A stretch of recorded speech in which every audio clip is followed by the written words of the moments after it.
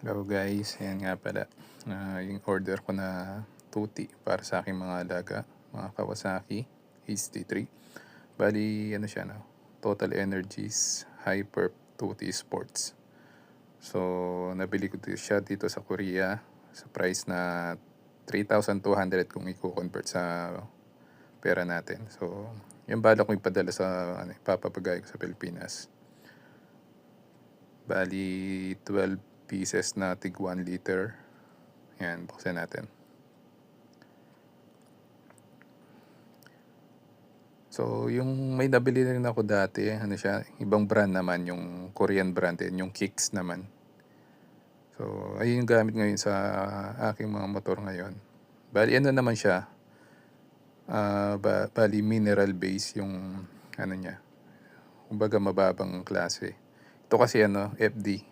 Just FD. So, bali fully synthetic siya. Yan.